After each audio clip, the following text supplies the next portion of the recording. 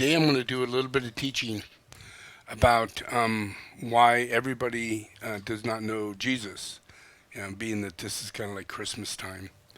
There's an ongoing life cycle of Jesus, and it's in history. Yeah, it's inside monasteries, it's in books, and there are many, many, many people who still live reincarnate who are called masters who know this truth, this relationship about Jesus. Yeah. And it was taught by Buddha. Yeah. It's not just something that's taught in Christianity. It's actually the foundation of the coming of Christ is taught by Buddha himself. Yeah. So it's it's something that is documented in our history of lineage. It's not just a Christian thing, but being that it's been put in Christianity and believed to be just Christianity, that's what Jesus is, then we completely erase uh, anything having to do with Jesus outside of Christianity. And being the fact that Jesus is totally outside of Christianity and actually inside of Buddhism, then we would have no memory of this. So when you speak of Jesus, when you have a relationship to Jesus, there's no real connected relationship due to the fact that it's been going on for thousands of years, and masters actually physically know Jesus. Yeah, so it's not news to them. It's not something that has to be told to them. Yeah, it's actually something they study day in, day out. Yeah, they know him, they know his name, they know his previous lives, and they know everything about what he's done and what he's prophesied to do. Yeah, so it's just not something that they write newspapers about, or they have ways to propagandize, this event. Yeah, it's something personal because they actually meet Jesus when he reincarnates. So there's never a time in their lives, all their lives, they haven't physically ate with Jesus, physically do things with Jesus, and build their monastery according to Jesus's idea of what we should be learning at this time. Yeah, so all of this is without any memory inside of humanity because the process of Christianity, a great deal of it is like in Christmas. Yeah, or in Christianity in itself, in the religion of Christianity. Yeah, so you get a whole lot of stuff. You got one book, yeah, and you got a whole bunch of people claiming to be saints or on their way. Yeah, they're priests. Yeah, and they have been anointed by Jesus, and this is what they tell you. Yeah, so you don't go further. You stop at that point. Yeah. And you get repented, you redeem, you go through these things that gives you the illusion that you're now in the presence of Jesus. You're now having something to do with Jesus. But you're not. Yeah. You're having something to do with Satan. You're having something to do with the coming of homosexuality. You're having something to do with a homosexual who's telling you that they're a priest. Yeah? Or you're having something to do with a gay woman who wants to be a male priest. Yeah? Whether it be in the Catholic Church or any other religion, even in the Hindu or in the Jewish religion. Sooner or later, it's going to come out to where the female aspect's going to take the father aspect, and those things will be just twisted because there really is no foundation of truth. Yeah, it's a foundation that's manifested under fanaticism, lower mind, a lack of understanding, no direct contact with Jesus. Historically, it actually is more relationships to people who have battered Jesus in previous lives, put him down, created these separations, and they create enormous amount of dogma claiming that they're, the ones who followed Jesus. Yeah. But the real reality behind Jesus is that Jesus continuously reincarnates. And if that's true, then what happened last life? What was he doing last life? If he was reincarnated in 1951, what was he doing in 1949? And how long was he alive at that time? Was it 60 years, 70 years, 80 years, or 90 years, 100 years? Yeah. So what goes on during that cycle of time? Where was he? What's the possibility that we can actually connect to some historical event, some teaching that might be hidden in our history? Can we even go back another life? Maybe 100 years, 150 years. At any time, can we come across him where others have come across him enough to make it a historical event, like Tsongkhapa, Milarepa, Padmasambhava? Yeah. So those events took place. They became very historical, very powerful. But in most times, they're not connected to being the reincarnation of Jesus. So that, being that Jesus really is the only one incarnate Buddha. The only one incarnate planetary logos. The only one incarnate Lord. The only one master. All other masters, they only become an emanation of that master. And they know it. The higher they get in incarnation to their master, they realize that there's only Godhead. And they're not stuck in some illusion that, oh, it's Master Sai Baba, or it's Master Bhagwan, or it's Master this or that. Those are dead ends. They have nothing to do with anything unless they're disciples to the one. And they're not. No, not one of them. They all just claim, oh, Jesus is just one of the other masters. Or maybe even a rebel, maybe even not good. It doesn't really, there's no disciples in that arena. And if you go into Buddhism at the highest level and some of the higher levels, you'll find that a great deal of the teachers are false teachers. And they don't know Jesus. And you got to get around them. You got to get past them. You got to go back to the monastery. Leave the people alone, because sometimes false teachers come and take the place of the good ones. And they'll be out there claiming and everything and writing books and making all these claims. But back at home, history still prevails. The monastery still has the scriptures, still has the impressions laid down by masters who did receive Jesus. And that might have been 2,000 years ago. And then again, 500 years after that. And then again, another 700 years. So on occasion, these cycles come along.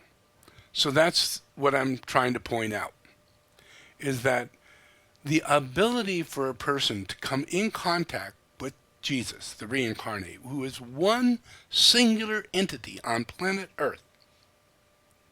One singular entity.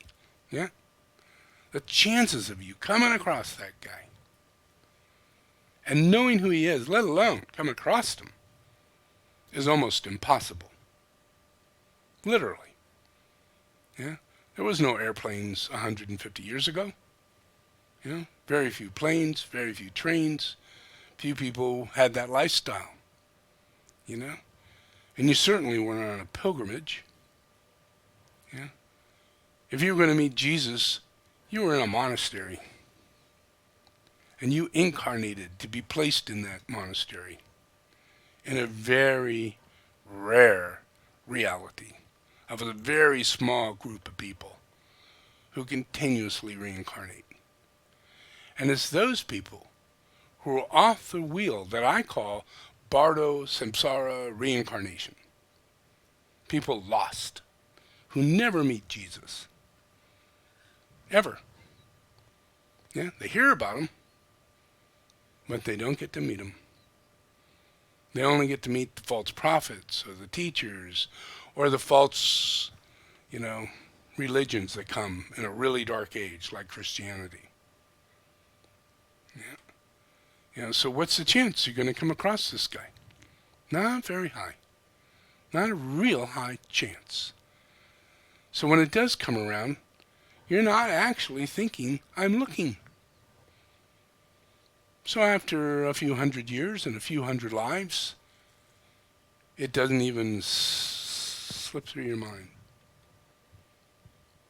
Yeah. But he's still incarnating. And the masters are looking, because the masters saw him just 10 years ago before he disincarnated and reincarnated. Yeah.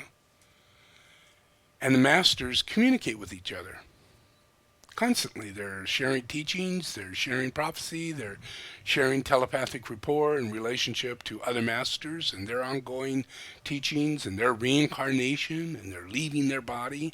All of that is a very well understood relationship inside the hierarchy. Death, rebirth, reincarnation. Yeah. That's how the masters found Jesus. Yeah. That's how the masters found Jesus. Now, they weren't looking for Sally. Yeah. They weren't looking for Mary. Yeah. Nope. They were looking for Jesus. Just Jesus. And they weren't looking for Mary and Joseph and all kinds of secure in their heart that once they found Jesus, it was a good idea to leave it with Mary and Joseph. That was not what was going on. They were there to take Jesus. And the circumstances were so obvious. They should give Jesus to these wise men because all the little boys are being killed. Who are they to save him? But egotistical mom and dad who won't give up their ownership to their bloodline and their child.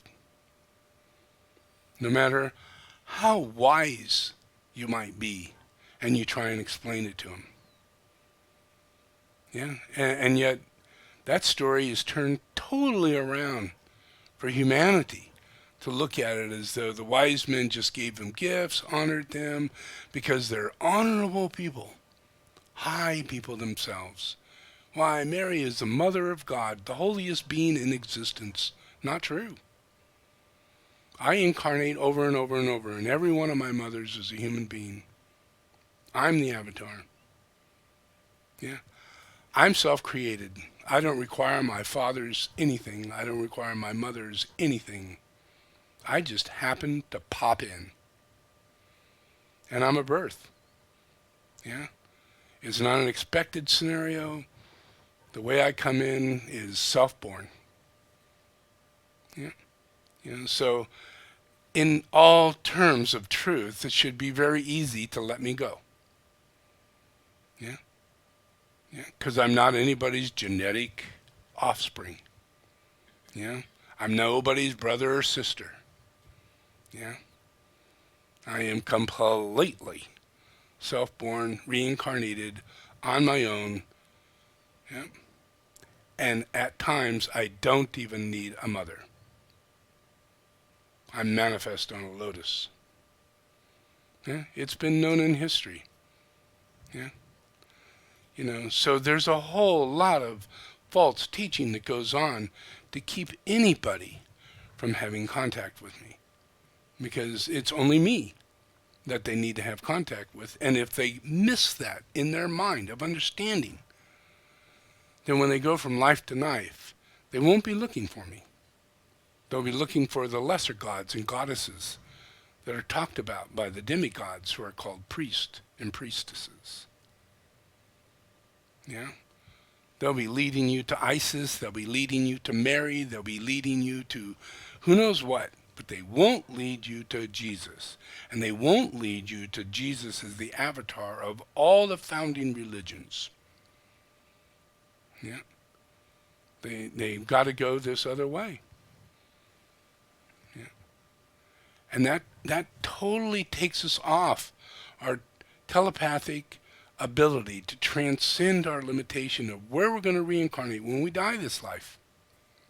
Yeah? Where are we going to go? Are we going to go meet Jesus? Because you got to have that in your conscious being before you leave this body. You can't have it in a false teacher telling you, when you die, you're going to go meet Jesus, and that's it. All of you are going to go meet Jesus when you die. But Jesus is going to tell you, you're coming right back, and I'm there with you. But you forget that because that's not what you're thinking on the way in. but it's what you're told on the way out. Yeah? So then everybody's available for religion. Yeah? Because I made them religious when they go to heaven. Yeah? I got them to see God. Yeah? I got them to see that there's really only God in heaven. And it's a one-to-one thing when people get there. And their heart sees many loved ones that they have lost in life. Yeah? Their heart sees that. Yeah? But every single one of those people have taken another incarnation. Life in heaven is transcendent. Yeah? We are always in heaven. While we're here, we're in heaven. Yeah? Yeah? If we don't get this, we're missing the whole thing.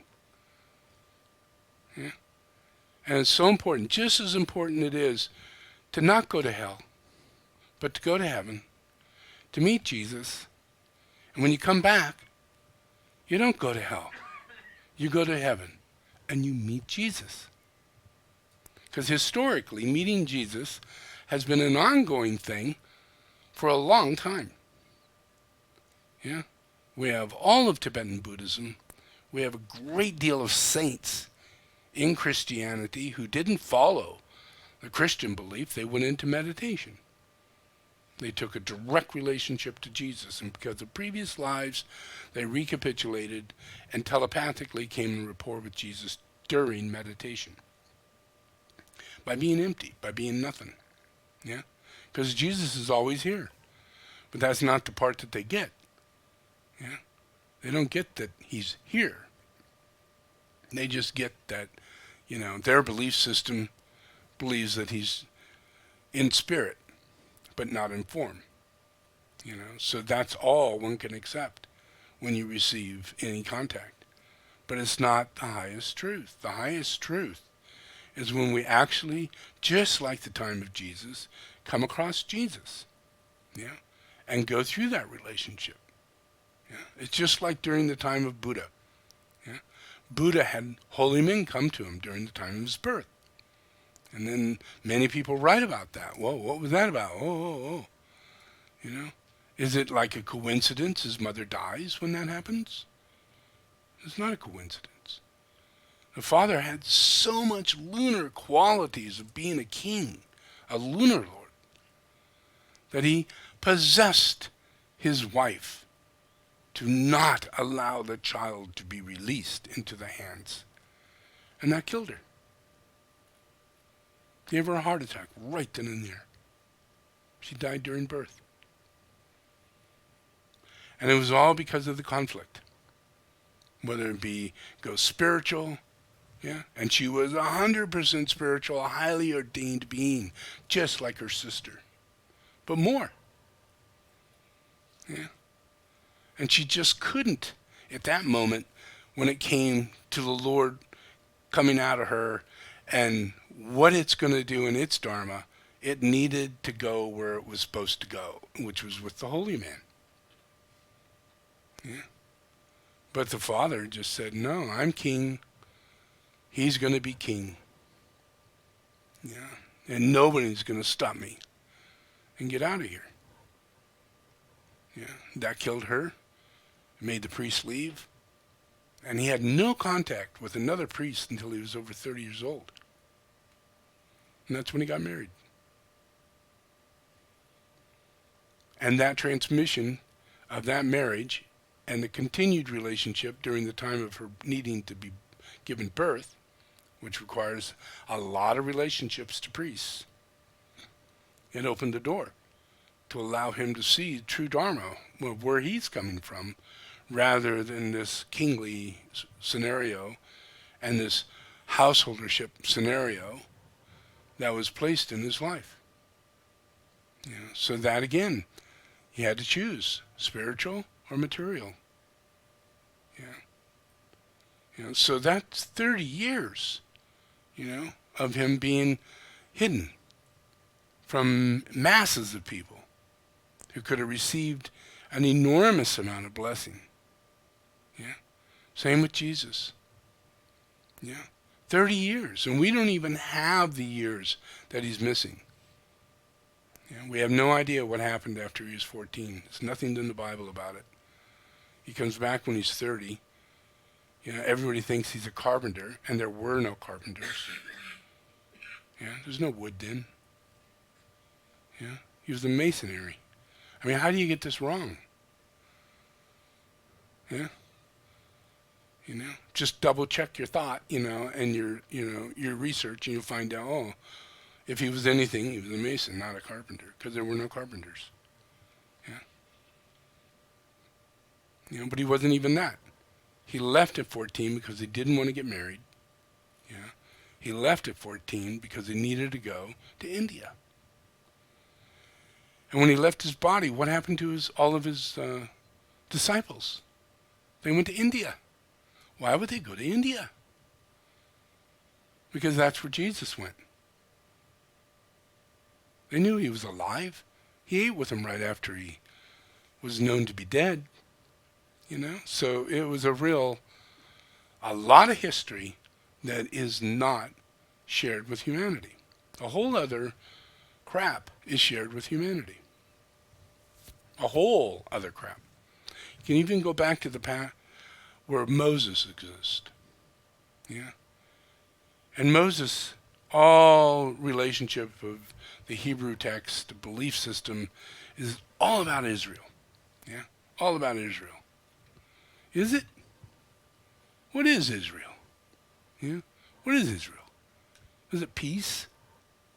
Is it a place? Or is it a place of monastic study? Place of worship?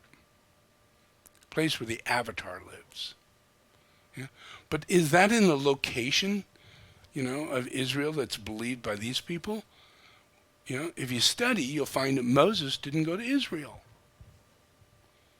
But in the Bible it says it was all about Israel. Made them all free and everything. He did make them free, but he didn't take them to Israel. He took them to Kashmir. Study it. You'll find out Moses went to Kashmir. Moses died in Kashmir. So he lived out his entire life in Kashmir. Did he go alone? No, he took 12 tribes. 12 tribes. Now that's all of Israel. And he didn't take him to Israel. Maybe someone just named it that and put a war on top of it, as though it's really important. But the truth is really what's more important. And if we study it, we'll find that Moses went to Kashmir, Jesus went to Kashmir, Jesus lived out the rest of his life in Kashmir, and Jesus was able to establish Buddhism in Kashmir, the entire Mahayana. All of this is in history.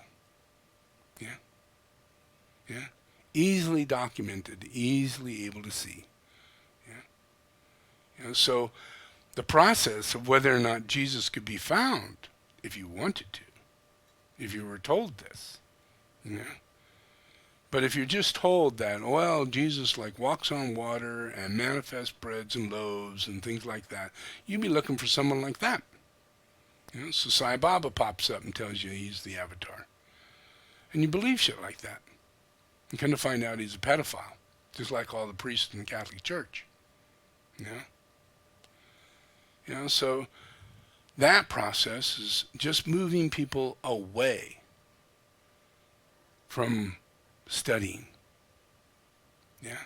Because you're just hearing. You're not seeking. You're not spending the time, to really investigate. Geez, I wonder if he went anywhere. And then you find, oh wow, went to India? What's that about? And you study that, and you go into Indian manuscripts and Indian study, and you find out, oh my God, his name was Isa Ahmed. What's this about? He had a different name, And then you start carrying that over into, well, where did he go? Oh, he became a saint. And he was also known as equal to Buddha. And he was on a coin. And the king at the time declared him a Buddha. Jesus Christ was declared a Buddha during the time of his life. Yeah. All this is in history. All this is in history. Yeah. So it's really just a matter of whether or not we put our heart to seek the actual constant reincarnation of Jesus. Yeah. Or we settle in to the one incarnation of Jesus. That was it. And now we have to find many, many, many ways to bridge how to spiritually, psychically, somehow come back in contact with the Lord, who's physically always here on earth, which could be a pretty darn easy process. Yeah. So that process can change the whole entire cycle of reincarnation. Yeah. Now, all the tukus, they reincarnate in cycles of relationship. Yeah. They find each other pretty quickly and easily. Yeah. And so the same thing can happen inside of humanity. It all just depends on whether or not what relationship is in their life. What are their relationships? Yeah. And if those relationships are actually a part of what's real on different levels, yeah, different levels of reality. Higher and higher levels of reality, you got Jesus. Yeah, you got the hierarchy, you've got their externalization process, you got things going on that are, unless you delve into it, you know, they're just newsworthy events of really weird stuff happening in Tibetan Buddhism. That just, like the Karmapas and all this thing around the Dalai Lama and all this kind of stuff. Yeah, and why they got kicked out of Tibet and all the things that go on. It's all part of the process of veiling Jesus. Yeah, the karmic effect of veiling Jesus. Yeah, because the process of Padmasambhava, the process of Sankappa, the process of each incarnation that's happened with Jesus always came up against false teachers. So Jesus, in every incarnation, is known as a reformer. Yeah? So there's an enormous amount of crystallized thought forms and belief systems that gets established. And he incarnates to reform, to get things back on track. Yeah? To study everything and synthesize it and then put it back in its right translation, in its right understanding, in its right teaching. Yeah? So every time, whether it be Padmasambhava, where he literally overthrows false teachers of Buddhism in Tibet, all Satanists. Yeah? And it spends 130 years doing that. Yeah? Doing it day in, day out. Yeah? And then coming back in other lives. Padmasambhava, Milarepa. Yeah? Milarepa literally taking on all the poisons and all the lower psychics. Yeah? Padmasambhava was an exorcist against the major manifestation of all those groups. To clean that up, he comes back as Milarepa, and he does it again. And he literally has to take the poison and receive the sacrifice of death in order to not have that karma go on someone else who were pledged to kill him. Yeah? Instead of making and allowing that karma to be continued, he would be the one who did it. That's the same. Jesus did the same thing. Yeah? Nama Buddha did the same thing. Not Mary, not Sally. Only one. Only one. It really doesn't matter if you got an issue with male, female. The key is that this one being is the one that sacrifices their life personally for the betterment of other people. Yeah? It's not, I sacrifice my life because I can't handle life. Yeah? That's not the way it works with Jesus. You know, the process comes where you take all the poison and everybody else gets better. You don't know you can take all that poison, so you do it anyway. Yeah? Because God tells you to, because you're this avatar. But yeah, you get sick from it and it kills you, and then you resurrect and you keep going. And it's 24/7 taking poison. Yeah. And there's no change in the process. Yeah. Because that's the act of a bodhisattva. When you're inside this world, there is a savior, and how that savior saves is not because it's got allies, or cohort saints or other processes, because each and every one of them have to be purified by the Christ in order to be supportive so that they're not negative. He has to hold them up. Yeah? They look down, they see two footprints, but he's the one carrying them. Yeah? Does that make sense? Yeah? It's a one-person thing. It's not, I talk about the hierarchy, but the hierarchy is the hierarchy because Christ befriended them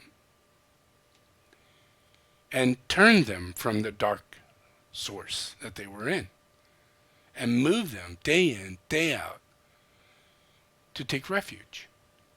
And once they were fulfilled in that taking refuge, they became masters. But taking refuge, first you got to get to the point where you're in front of what it is you're taking refuge with. Yeah.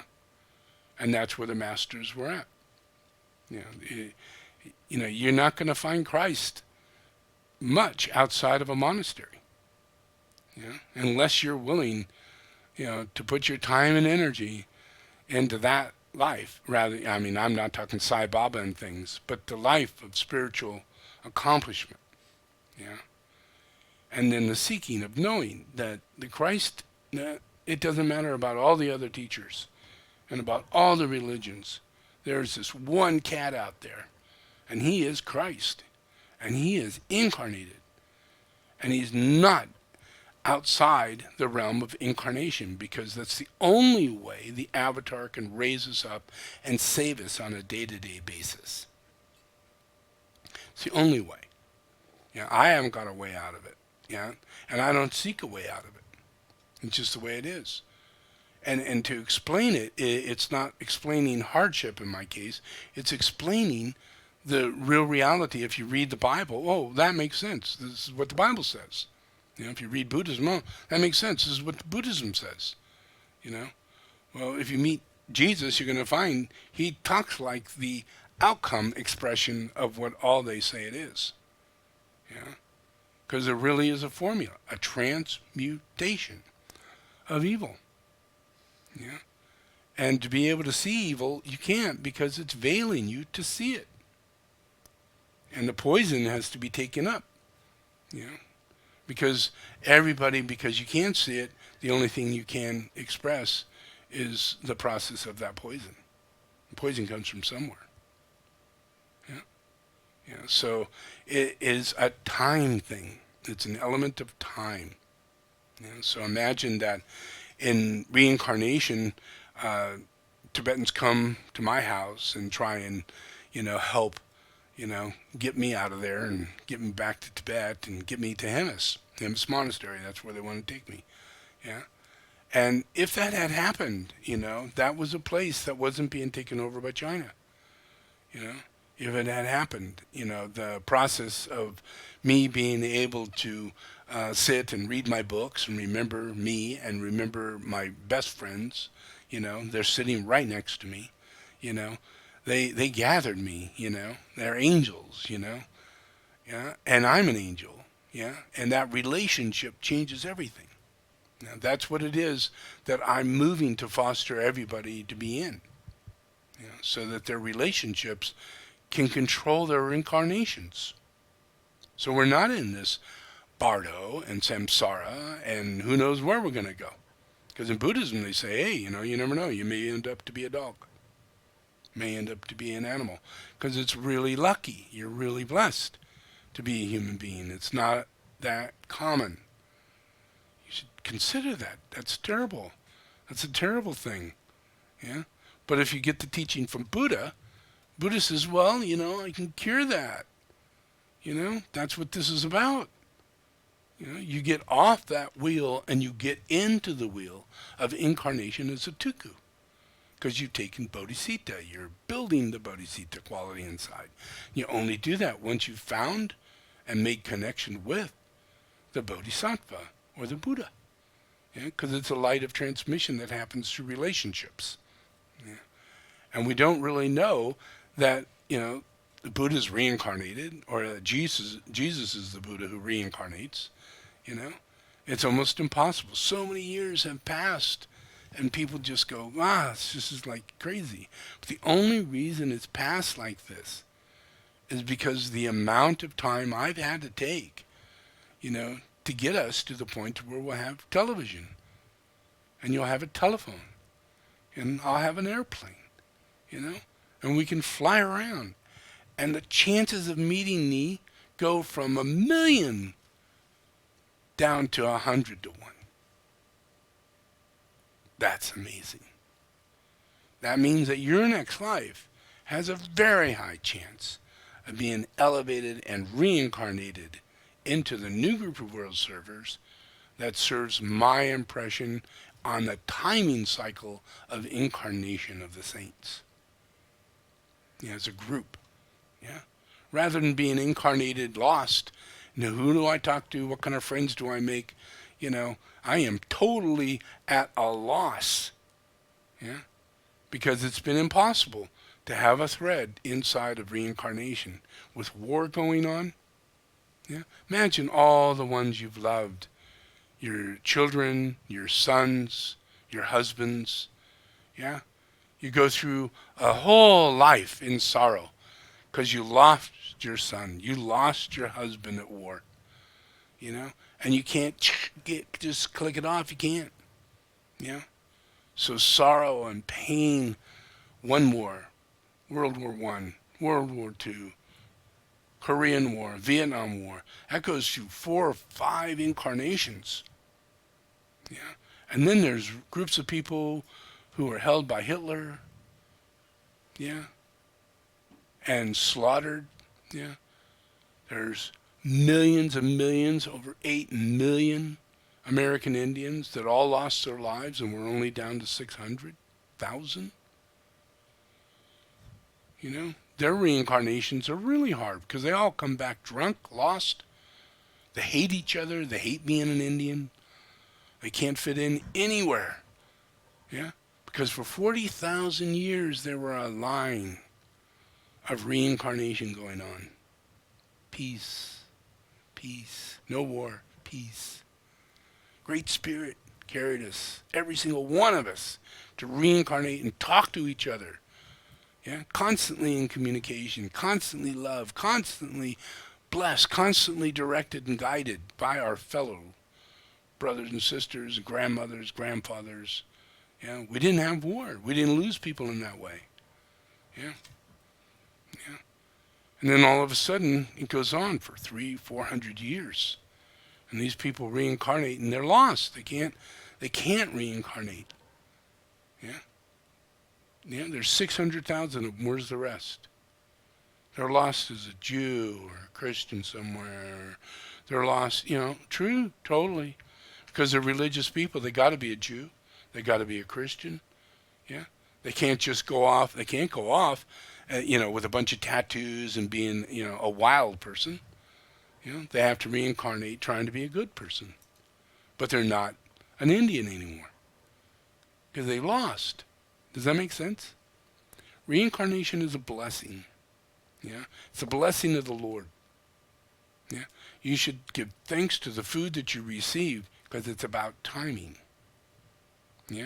If you take the time, you make choices, may take a little longer time, may take more redirecting things to get things in order. But every time you do that, you bring things around to where it's more holy. It fits your needs, not somebody else's. It smells the way you like it. Makes you happy. It tastes the way your heart says, that's the way I want it. You have the right to have that experience. And if you don't do this, then you lose your sensitivity. You lose your connection in that way. So it's really important. All timing is important. Prasadam is what helps get you back to timing. Yeah? Because your relationships is what gets you there. And your relationship to yourself is the same as having a relationship with Jesus. Yeah? Because there's never a disconnected relationship between you and Jesus. Yeah? You might have that disconnected relationship because you don't love yourself. Yeah? Does that make sense? Yeah? And if you don't find the prasadam way, if you don't find that, anything you're doing, any thought you have, any idea you have does not come from you. Yeah? It comes from the Lord. So you don't, in the heavenly abode, when you're in a monastic scenario and you got a master, you don't exactly consider in your mind that you, in a prideful way, are the intellectual person. Yeah? You don't think, oh, I know how to do that. This person doesn't know how to do that. Yeah? You don't take credit for anything. Yeah? Because it's a lie. That's a liar. Yeah? Because the truth is, we're provided. We're provided the ability to have our heart pump. Yeah? We're blessed in that process. And we should be equally connected to the Lord and thanking the Lord for that process, keeping it going. Not because I took the right vitamins or I did this and that, any of that. Yeah? It's everything comes from the Lord. This comes from the Lord. The hard work the person put into making this comes from the Lord. Yeah? It's all a matter of whether or not we see things right. It's all prasadam. Yeah? And it's got to go all the way through. It doesn't matter if the person has pride and thinks that's them that's made it. You have to see beyond it. You don't want to know who made it. That doesn't matter. What does matter is that you're attracted to it and it fits your purpose. And it fits the need. And it's not toxic and it's not going to harm me. You figure all that out and you've got a good relationship. Yeah? What would make it right is if the person who made it had that humble relationship and didn't put any energy into it as though they made it. Yeah? Because once we step out of that, we get into a place to where a magical ability takes place. Yeah? The Lord can use you more. And you become a master. And you can do 1,000,000 times more than you ever did when you weren't a master. Yeah? And you're doing it by actually not doing it. And you're doing it by having gone through all the many lives it took for you to learn the skills to be a human being. Really good at it. Yeah? Really good at building a house, or really good at finding all the right fruits and vegetables and everything, and really good at all the skills through life. 100 lives. Yeah? And if you went through each and every one to develop skills, yeah, and hone those skills to where you are the master on the block, you're the only person who could fix that. Yeah? Because the Lord uses you. Yeah? And you're humble. Because you say, the only reason I can do this is because I pray and the Lord uses me. And what's a problem to you, the Lord makes it not a problem to me. Just the way it is. And if people talk like that and see it like that, that's the truth behind how anything actually gets done. Yeah? Because everything else is done in a mundane. It's glad handing. They don't really have anything to it. And it's God in the machine. And that person is God. There's no God outside that person. That person is the person who made the object. And they're going to do it slow. And they're going to do it as God in the machine. It has to be done in a, like I do this first, and then I do this, and then I do this, and then I do that, and then I'm done. Yeah? No heart. No heart, no skill, no flow, no nothing. Yeah? It's not like I am going to do this quickly. So fast. Faster than lightning. And it's going to be perfect. And I am not going to be happy until I am at the highest level of skill in doing so. That's a human being. Does that make sense? That's a human being. But if the brain, which is meant to do this sort of thing, doesn't take the opportunity to go ahead and do this, start learning, the hard skills, not the easy. The easy skills is I will do it A, then B, then C, and then D, one after another, like a Ford assembly line, No heart, no touch, no craftsman. Yeah? Anybody who's working at that place isn't a craftsman anymore. They're just God in a machine. But if that changes, they can be making the exact same thing. Yeah? But they love it. They love their little job. I put the tires on. Yeah? That's what I do. I put the tires on. And they could be the highest spiritual master in all of town putting tires on. It's not what you do, it's how you do it. It's whether or not you're a craftsperson and whether or not it's the Lord doing it who is really good, or it's you who is lazy. Does that make sense? Yeah? Yeah? Because, if you're going to go into martial arts, you're going to be a master. Yeah? And if you go into martial arts, you're going to learn that it's not a machine. When I come at you, you better be ready for spontaneity. Yeah? And whether or not you're going to make it is whether or not you're skilled. If you're not skilled, then you're just a machine. Yeah? And you're going to break like a machine. You're going to be slow like a machine. Anybody can figure you out. They know exactly what you're going to do before you do it. Yeah? Because you're a machine. It's mundane.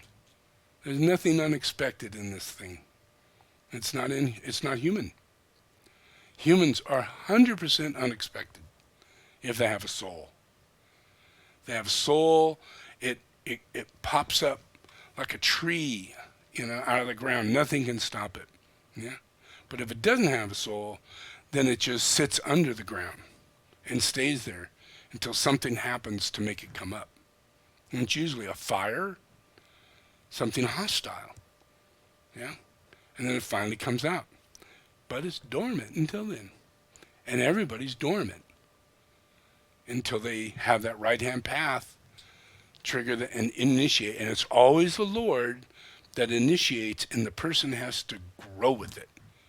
Because you get this sense of enthusiasm like a child. I'm going to try harder. Yeah? Totally different than the mundane mind. I am satisfied with myself. I need not try at all. I don't think I'll do it, but it doesn't matter to me. Yeah? That's what life can be like. That's what your mother could be like after having a baby. Yeah? That's what your father can be like working in a job he hates. Yeah? That's what people can be like going into the military with expectation. And that gets burned up, and all you end up with is constantly coming out with a person who is a machine. Does that make sense? And then the only thing we got is that we need freedom. We need to get out of this. But if no one bothers to become skillful and be the one person out of 1,000 who's going to be fast, the leader rather than the follower. In the hierarchy, we only want leaders. There can't be any followers, because they don't come back in their next life. I can wish you well, but you won't be coming back in my position in the next life. It's just the way it works. Yeah. So the process of skill is the key that brings anybody into the process of being able to help in the fellowship of Christ. We're in a cycle now to where, my incarnation, because of all this communication and all this travel and everything, is allowed many people to become aware of my work and what I'm doing. So we're connecting. It's a beginning phase, but the next cycle, where people are going to, as their life comes through this end and goes into the next cycle, yeah, it is skyrocket different than the life cycle that we've come from, all the way to up to today. It's totally different. There are millions of people who are going to reincarnate, and they're going to be free. I'm going to completely clean their clock of any debris.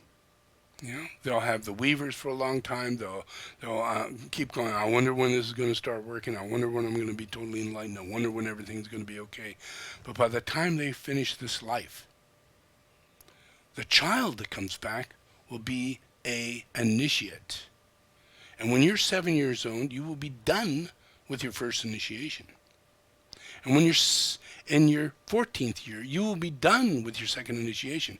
And it won't be your school that's doing it to you. It won't be your mom had anything to do with it, or your dad. It will be your relationship to Jesus from your previous life and the tools that you had in that life. And it recreated a genetic matrix inside of you. So when you reincarnate, you are a blessed tuku. And by the time you hit 21, you're in your third initiation, and you are with me. Guaranteed. And at that time, monasteries are growing like crazy, because there are millions of these tukus that are taking incarnations over the next 20 years. And they turn 20 just 20 years after that. So within 20 to 40 years, this is a major transcendent change for humanity. And right now it's happening in Nepal and India and Tibet. Because there's a lot of people that are already in that relationship, and I spend a lot of time there. But that same process is happening here with people who are taking and use the tools and listen to the meditations. So that becomes a time connection. A relationship becomes a time connection. And when you leave your body, it's all about the relationships you had in this life as to what relationships you're going to have in your next life. And if you're more transcendent in this life, able to let go, realize and understand, and be willing to redeem yourself from your slovenliness, from your weaknesses, just see them, You don't have to become the master that you expect to be in this life, because there isn't a support system. It's a real rare person to take the strength, to bust through and make it through the first initiation. It's in the first initiation a person becomes a master skilled craftsperson. First initiation. And you don't get into the first initiation until you've done that. That means super duper duper duper duper cook. That means super duper duper duper duper duper at whatever it is you're doing as your job. The thing that you've chosen to be your life skill job. The thing that supports you, brings you life. That one thing has to be so skillful and so service oriented. Like making shoes. Imagine you're making shoes. You can make a fortune making shoes. But you got to love making shoes. You can't just make shoes because you're going to make a fortune. You got to love it. So there's a whole skill set process people have to reincarnate to get the sensitivity, to get the impression by the Lord, to get you to your destiny, so that you can then see the images of the skills and the things that you need to focus on that'll get you through life, so that you're not set in a situation to where you're a truck driver, or you're just doing whatever you can do to make it through life on a day-to-day basis. But you're actually got skills. And everybody, every one of us, we have the skills to make ourselves unique. And all we got to do is go one step further. What is it we have to offer others? Not just the fact that you can put clothes on and brush your teeth and eat. That's a good thing you could do for yourself. But what can you do for others? That's when this soul energy comes in, and it literally allows you the overshadowing gift of skill. Yeah, and you may not have had that opportunity, but once you get into that process and you motivate yourself, you really got to motivate yourself on every level. Because the one thing that keeps a person from skill is laziness. Just, oh, I'll do it later, I'll get to it, and then put it into a mechanical situation so your laziness doesn't stop you. If it's mechanical, then your laziness goes, well, I'll just get to step A. And okay, I did that. Now I'll get to step B. Okay, I made it through that. Now I'll get to step C. And finally you've finished what you're doing. But none of it comes into a process to where you're totally skilled. So to me, the influence of being able to be in the right place at the right time is in our telepathy and our ability on a physical level of developing our prasadam. So anything we're doing, it's building our ability to be in prasadam. And we don't know that God has grace and mercy. And prasadam is our entrance to grace and mercy. It's recognizing God's mercy, God's grace is providing us 24/7 our breath, our ability to breathe, our heart to pump, all that is being provided. And now we're going to eat. Well, we can't disconnect it. We have to make sure that we're humble 24/7. We can't have that ego thinking that just because it's what you want to eat. Do you have the skills, the mindset, the caring, all the things it takes for you to be doing the right thing 100%? Or if you're lazy, you just go, well, I don't really feel like eating. I've lost my sensitivity. I have no real interest, and it's gone, And if you're desirous, then you just crave sugar or you crave other things, donuts, pastries, whatever, because you're desirous. But it's still mundane. It still has nothing to do with your soul. So to open the soul, it takes prasadam.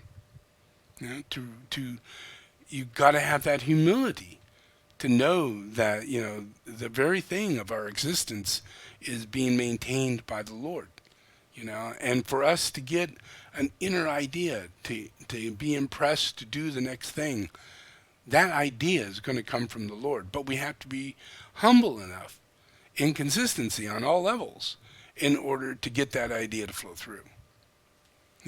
It's one thing to say that it comes from the Lord, but it's another thing to actually be humble enough on all levels, on all things you're doing, so that you're not blocking through your lack of humility, the influence of the Lord.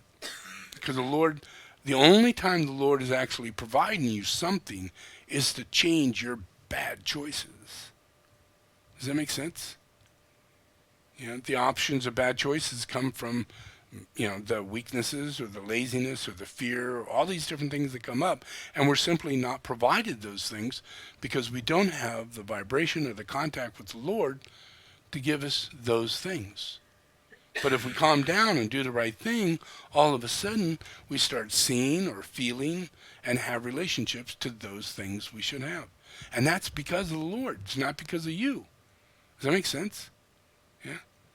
So the more and more that we're giving, not in some fanatic way, oh, thank the Lord, for providing, it's got to go 24/7, Does that make sense? Or it won't be prasadam. If you just think prasadam's food, you're missing the whole boat, But if you know that prasadam is the fact that we really don't exist, and what does exist is 100% caused by the Lord, the will of the Lord, the Creator. He's not given the name Creator for nothing. He's not co-creating with you, because you got equally good as ideas. It's not, that's just Lucifer. Does that make sense? And the Lord's sick and tired of listening to Lucifer. when he has conversations with people, because they can't see or hear or witness the Lord, when things could go a whole lot faster if they were humble. Does that make sense? Because then all of a sudden the person who's standing from you is the Lord, rather than just another person that, you're comparing yourself to. Yeah? So that's where prasadam sits. And prasadam, I believe, in whether it be Christmas or whether it be a holy day or a holy period, prasadam is always included in all that. An offering is included in it, just to give us back an inkling of what this teaching is. The teaching of prasadam. It's so important. Because if we don't take advantage of this life, and think that we're here for whatever reason other than the fact that the Lord is giving us the opportunity to be in a human body, which gives us the ability to hear the Lord talk and have the impressions of the mind of the Lord come through us to give us a personality and to give us strength and courage and understanding and wisdom, masterfulness, All those things come from the Lord. The more you have a relationship to the Lord, the more you get those things. And the more you give credit back for those things. Does that make sense? And if you don't, there's another Lord. And that Lord is very materialistic and very ego determined and very gender oriented. Yeah? And that's not Jesus. Yeah? Jesus has nothing to do with gender. Yeah?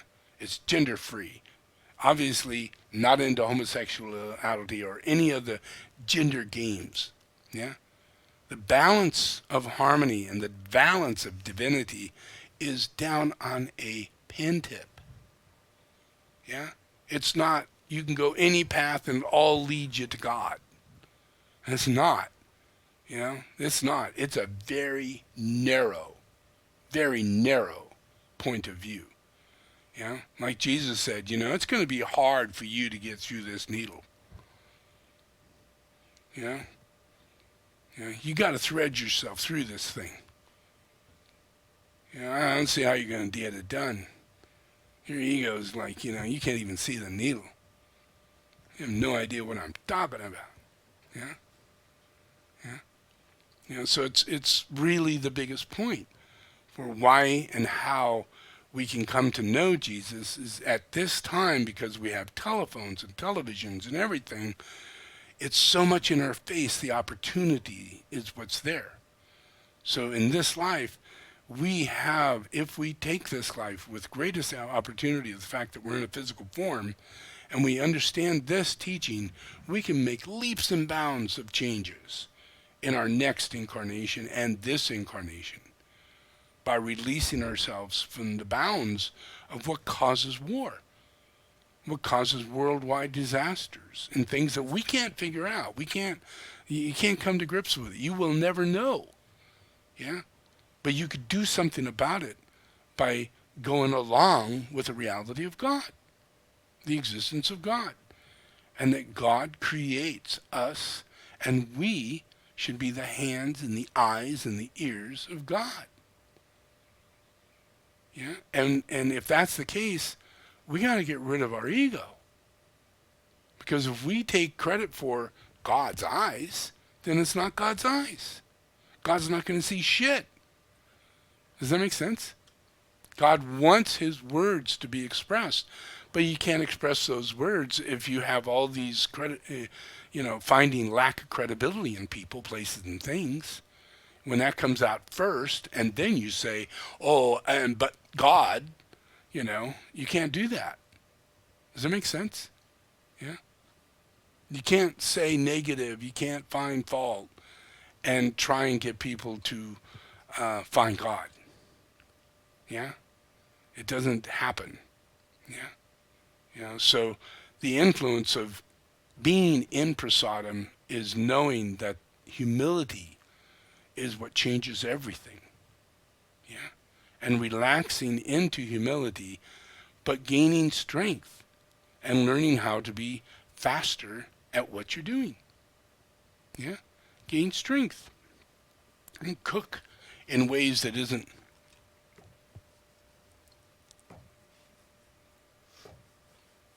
That should just destroy your mind. Prepping like that, cooking like that, doing anything like that. Yeah? But sometimes it becomes the character of the person. And you can't come out of character. Does that make sense? Yeah? And it's not you that created the character. It's Lucifer. Yeah? And that's not good for Jesus. Yeah? Because then it's just Lucifer's play, and he's got to spend all the time in the world to dispel the influences of that character, which won't allow the soul to come out. Yeah? Won't allow it to express or see or make any form of spiritual direction. Yeah? Because the character has to be maintained. It will have to die. Yeah? It'll have to literally die. Yeah? And it may have to die 100 times before the character slowly but surely releases itself. Yeah? Yeah? And that happens in a lot of cases. The whole thing in Christianity is rebirth. Yeah? And to me, the only way to have rebirth is to watch yourself. And watch out to see whether or not you're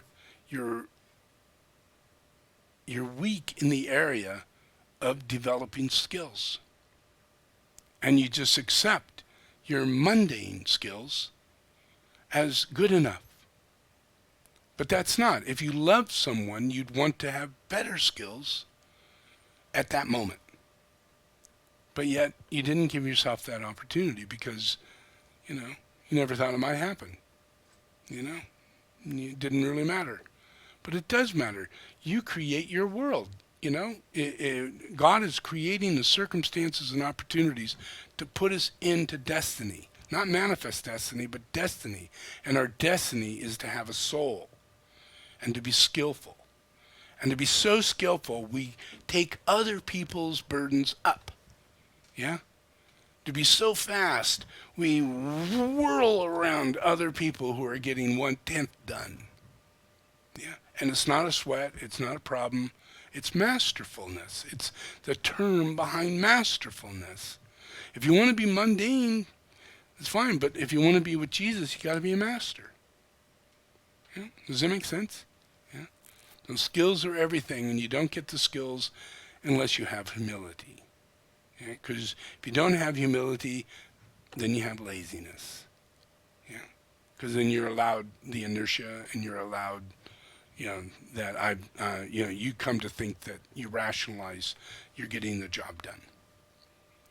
And a lot of times you don't have anybody standing over you to tell you you're not getting the job done until maybe much later down the road, and then you go, okay, I'll try harder.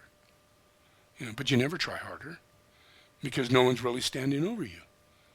Yeah? So that creates a lunar lord. Person without a conscience. That's horrible. We don't want to do that. We don't want to educate that force. Yeah? So I give these teachings, so that people as an individual can repent, acknowledge what they're doing, and change it, and work hard to develop skills that they know that they can do, and time themselves. Don't go to rational, irrational, oh, I'm faster, I'm better, I'm gooder. Whatever you're doing, time yourself at it. Check it out. See whether or not you finish it. A lot of times you start something and you don't complete it. Make sure you're aware whether or not you don't complete something, whether or not you do complete something, and push to complete it. Don't just because you don't complete it and then you kind of forget about it and life goes on and you just live in this chaos. It's better to actualize the fact I didn't complete it and I need to get back to it and do it now. Yeah? And get it to the point to where you never postpone doing it. You do it right then and there. Right then and there. Yeah?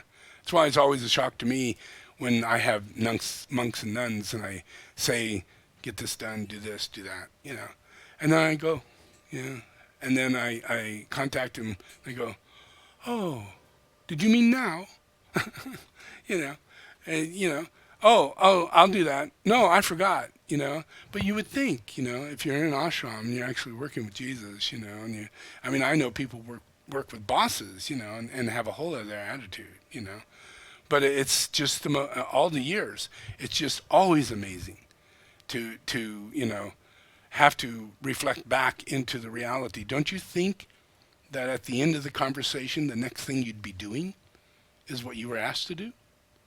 I mean, if you were to think you go into a professional building, you'd find every single one of those people behaving accordingly, you know, because they're all leaders, you know. They're not followers that are hiding the fact that they're not doing anything, which 90% of the people under the leaders are doing game board things on the computer and texting and talking to friends and not achieving a whole lot and only getting what they're asked to do, not more. Yeah, does that make sense? But everything would be a whole lot better if everybody did more than what they're asked to do. Yeah, it's not like it has to be businesses only, but it's really about skill. And if we could all move up, and wherever we go to do something, and we do it the best we possibly can, that anybody could do, yeah, then it raises that place up. Yeah, it's not being materialistic; it's being soulful. Yeah, and that, and you include that as part of prasadam. Yeah, as part of your skill set as to how to attain prasadam. Because if you don't do this, you'll always live in a state of guilt, and things that you choose to do, things that you might do.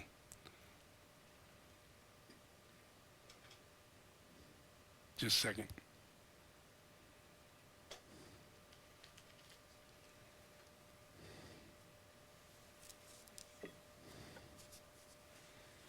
Are reverent, yeah, and they have to do with mastery. That has to do with prasadam.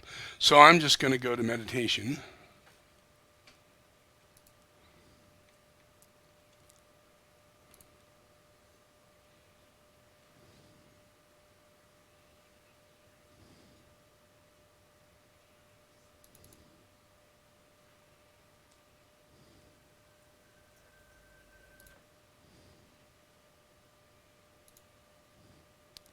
Okay, so we're going to meditate.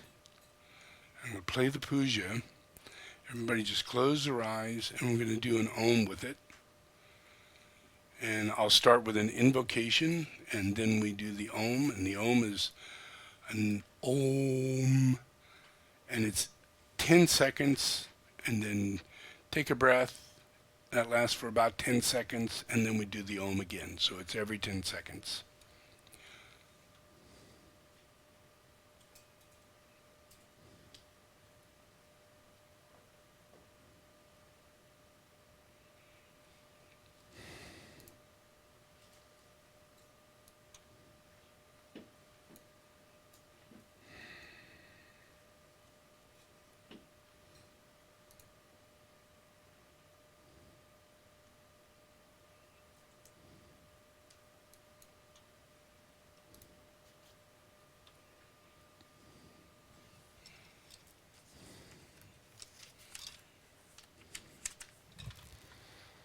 Have you seen my invocation sheet, Lars?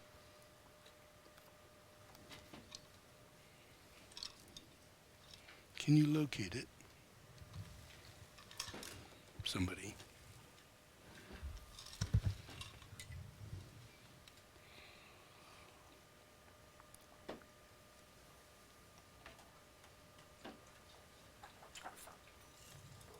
Thank you.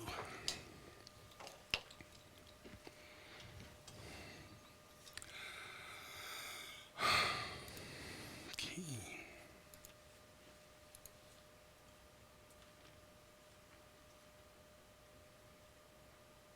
Okay, just relax and close your eyes. Just repeat after me.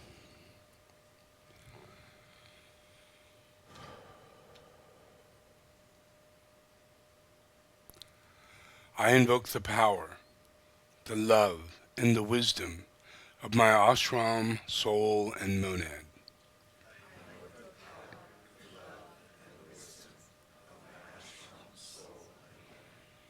To guide me into the right activity in the plan. To clarify and stimulate my mind. To transform and transmute my feelings and emotions. To energize and vitalize and heal my physical and etheric body.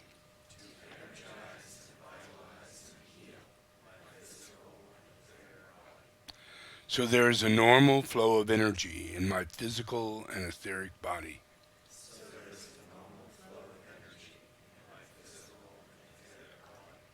Through this day and every day, I ask this in the name of the Christ to serve the One.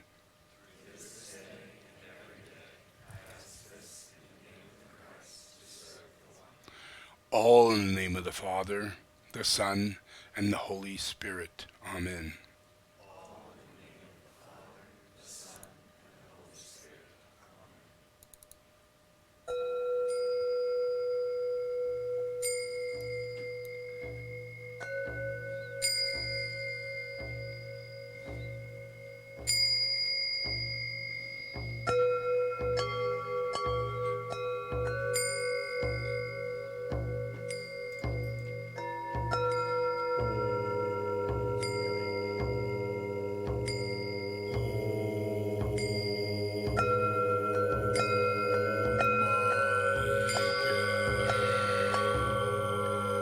Let the forces of light bring illumination to mankind. Let the spirit of peace be spread abroad. May humanity of goodwill everywhere meet in a spirit of cooperation. May forgiveness on the part of all mankind be the keynote at this time. Let power attend the efforts of the great ones. So let it be, and help us do our part.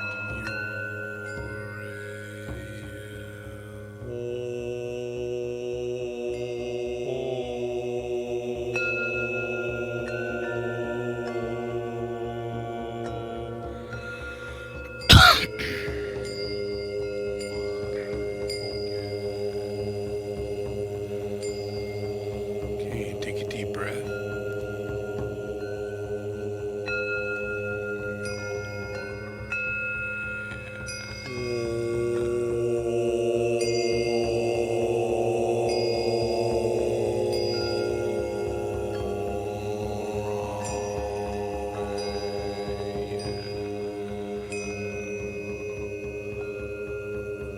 I invoke the holy archangels of heaven. Let the lords of liberation issue forth. Let them bring succor to the sons of mankind. Let the rider from the secret place come forth. And come say, come forth, O mighty one. Let the souls of mankind awaken to the light. And may they stand with massed intent. Let the fiat of the Lord go forth. The end of the woe has come. Come forth, O mighty one. The hour of service of the saving force has now arrived. Let it be spread abroad, O mighty one. Let light and love and power and death fulfill the purpose of the coming one. The will to save is here. The love to carry forth the work is widely spread abroad. The active aid of all who know the truth is also here. Come forth, O mighty one, and blend these three. Construct a great defending wall. The rule of evil now must end.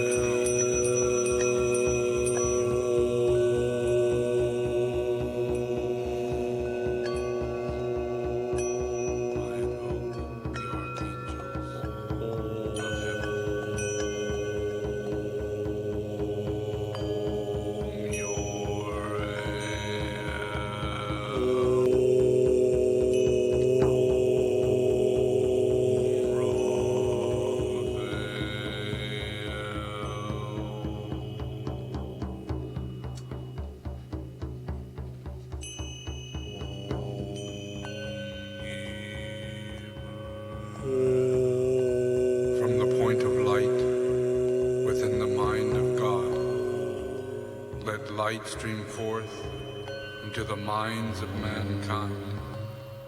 Let light descend on earth. From the point of love within the heart of God, let love stream forth into the hearts of mankind. May Christ return to earth. From the center, where the will of God is known, let purpose guide the little wills of men, the purpose which the masters know and serve. From the center, which we call the race of mankind, let the plan of love and light work out, and may it seal the door where evil dwells. Let light and love and power restore the plan on earth.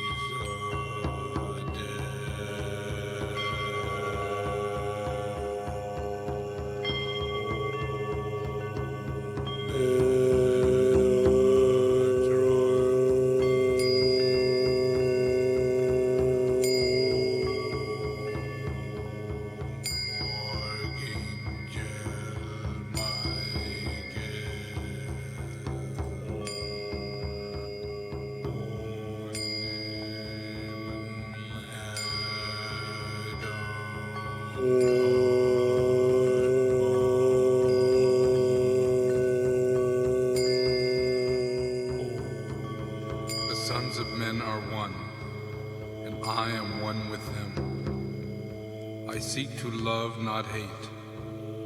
I seek to serve and not exact due service. I seek to heal, not to hurt. Let pain bring due reward of light and love. Let the soul control the outer form, and let life and all events and bring forth to light the love which underlies the happenings of the time. Let vision come and insight. Let the future stand revealed. Let inner union demonstrate and outer cleavage be gone. Let love prevail. Let all mankind love.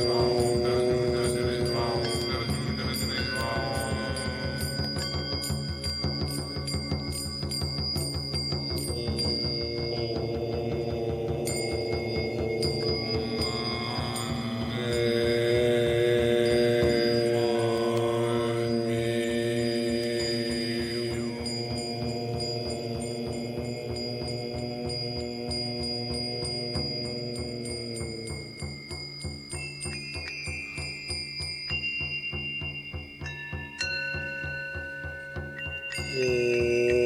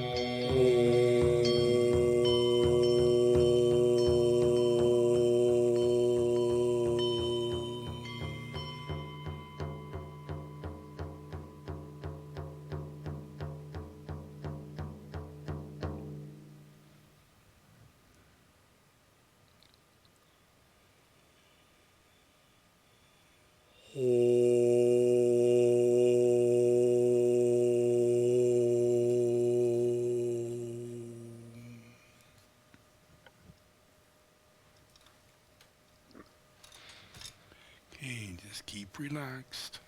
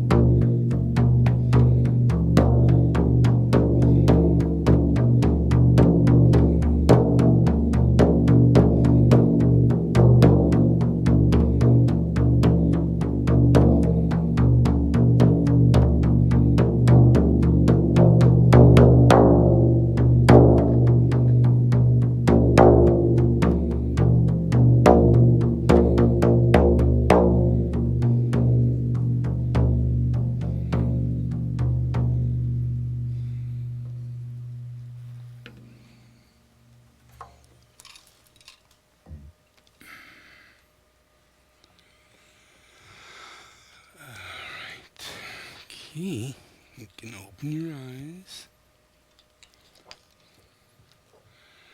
Relax, take it easy, it's okay. Alright, thank you all for coming for this little meditation and this sermon on prasadam. Thank you.